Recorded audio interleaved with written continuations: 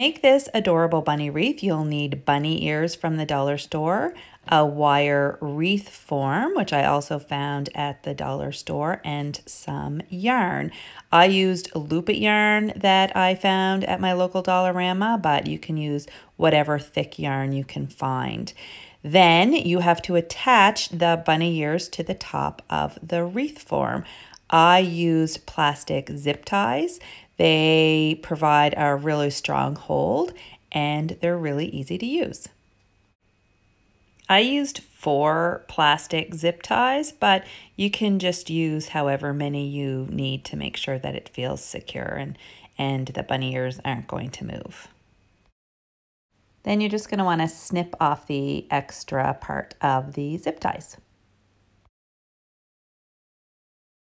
Next comes the fun part. You're just going to want to tie one end of the yarn to the frame.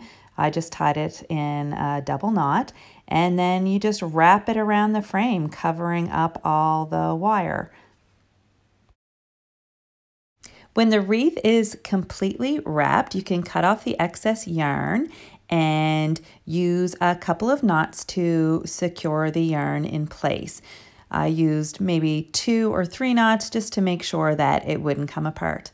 And that's it. You can leave the bunny wreath just like this, or you can add a pom-pom to the bottom and a couple of felt feet, which is what I did.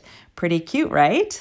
If you like this video, give it a thumbs up and make sure to hit subscribe and check out some of my other videos. See you next time. Bye.